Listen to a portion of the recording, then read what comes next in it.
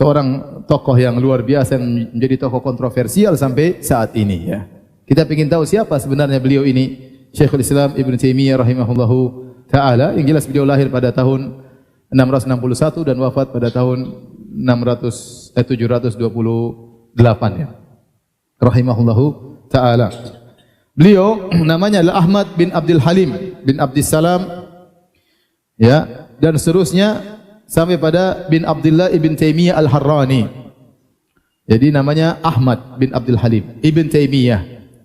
Adapun gelar beliau Taimiyah, maka disebutkan bahwasanya kakeknya yaitu Muhammad bin Al-Khadir, kakek yang kelima, suatu hari berhaji dan dia melewati suatu jalan di kota namanya kota Taima. Maka dia melihat ada seorang anak kecil di sana, anak kecil perempuan, anak kecil di sana. Tatkala dia pulang ke rumahnya setelah haji, dia dapati istrinya melahirkan ya seorang anak perempuan, maka dia dipanggil ya Taimiyah, ya Taimiyah, ya. Dinisbahkan kepada kota Taima yang dia lewati tatkala haji, ya. Maka ada yang mengatakan dinisbahkan kepada salah satu dari nenek mereka, ya Taimiyah, ya. Kakek mereka disebut Ibn Taimiyah. Ya, wanita ini akhirnya punya anak digelari dengan Ibn Taimiyah. Adapun keluarga beliau rahimahullahu taala, maka keluarga yang penuh dengan ilmu. Kakek beliau ya, yaitu Abdus Salam Abul Barakat ya. Beliau salah seorang ulama besar dari mazhab Hambali. Di antara bukunya yang terkenal adalah Muntaqa min Akhbaril Mustafa, yang disyarah oleh Al-Imam Syaukani dalam kitabnya Nailul Autar. Nailul Autar itu adalah syarah dari kumpulan hadis-hadis yang dikumpulkan oleh kakeknya Ibn Taimiyah rahimahullahu taala, disyarah oleh Al-Imam Syaukani dengan buku yang ma'ruf yang diterjemahkan dalam bahasa Indonesia, namanya kitab Nailul Autar.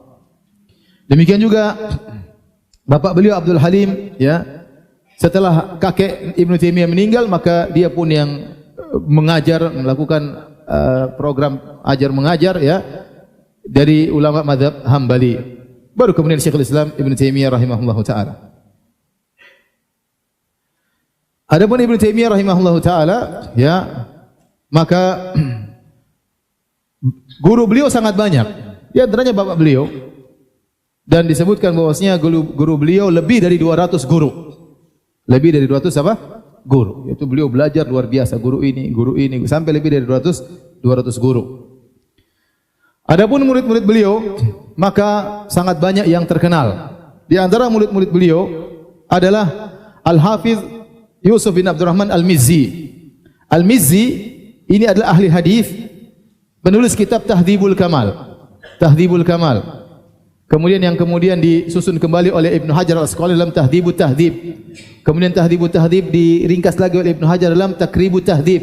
Ini buku tentang para perawi Kutubus Sittah. Kalau antum ingin tahu perawi ini dalam Sahih Bukhari, fulan ingin tahu, lihat buku ini. Dalam Sunan Tirmidzi ada an fulan, ada rawinya ente ingin tahu, kembali kepada kitab Tahdhibul Kamal yang kemudian diringkas oleh Ibnu Hajar Al-Asqalani sampai menjadi Takribut Tahdhib. Sumber buku ini adalah kitab karangan murid Ibnu Taimiyah namanya Al-Mizzi. Kemudian di antara murid beliau adalah Syamsuddin Ibnu Abdul Hadi, seorang ahli hadis juga yang punya buku terkenal Al-Muharrar, kumpulan hadis-hadis yang ini merupakan kurikulum yang dipelajari oleh para penuntut ilmu di kuliah hadis di Universitas Islam Madinah. Masuk kuliah hadis S1 yang disuruh hafal kitab Al-Muharrar. Hadis-hadisnya harus dihafalkan. Mereka anak kuliah hadis harus hafal 1000 hadis ya. Dalam pelajaran mereka diambil dari kitab Al-Muharrar. Kemudian di antara murid Ibnu Taimiyah yang terkenal adalah Az-Zahabi. Az-Zahabi yang masyhur, ulama ahli sejarah dari kalangan mazhab Syafi'i yang punya kitab Tarikhul Islam, kalangan Az-Zahabi. Demikian juga kitab Siyar A'lam An-Nubala, terkenal. Siapa yang tidak tahu Al-Imam Az-Zahabi? Dan juga ahli hadis, seperti beliau punya buku Mizanul I'tidal ya, tentang rawi-rawi hadis yang dikritik, yang kemudian dilanjutkan oleh Ibnu Hajar dalam kitabnya Lisanul Mizan. Ya, inilah Az-Zahabi rahimahullahu taala.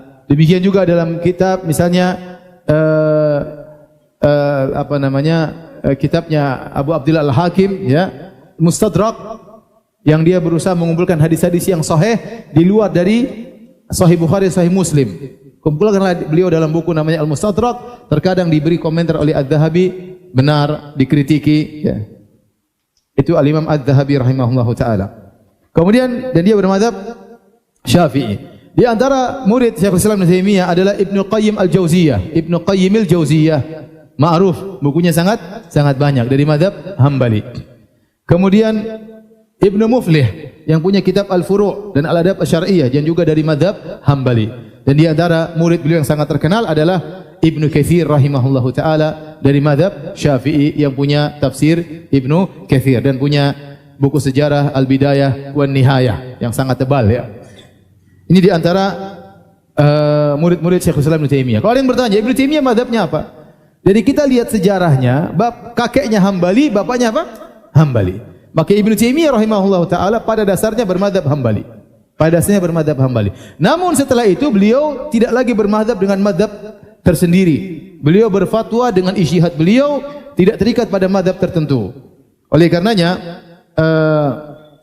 dikatakan oleh Ibnu Nasruddin Ad-Dimashqi, dikatakan nasya'a Hambaliyan tsumma sara, asalnya dia Hambali, la yufti bi madzhabin muayyan. Setelah itu beliau tidak berfatwa dengan madzhab tertentu. Bal bima qamat dalilu alaihi indahu, bahkan beliau berfatwa sesuai dengan dalil yang tegak di sisi beliau. Wa laqad nasara sunnah al-mahdhah wa tariqata salafiyah, maka beliau benar-benar menolong sunnah yang murni dan beliau berjalan di atas jalannya para salaf ya. Oleh karenanya kalau dikatakan Ibnu Taimiyah bermadzhab Hambali, kita bilang iya, asalnya bermadzhab Hambali, tapi dalam banyak fatwanya beliau tidak terikat dengan madzhab apa? Hambali. Terkadang beliau merajihkan pendapat madzhab Syafi'i, terkadang beliau merajihkan madzhab Hanafi. Berdasarkan dalil yang kuat pada beliau, tapi awalnya beliau belajar dengan madzhab Hambali. Dan ini cara belajar yang terbaik. Seorang cara belajar yang terbaik kalau dia punya ilmu yang waktu yang luas dan kecerdasan yang luas, kesempatan untuk belajar yang banyak, seharusnya dia belajar dengan mazhab terlebih dahulu. Setelah itu baru kemudian dia silakan berijtihad. Setelah itu yang penting dia menguasai mazhab tertentu terlebih dahulu, baru kemudian dia membandingkan mazhab yang satu dengan mazhab yang lain.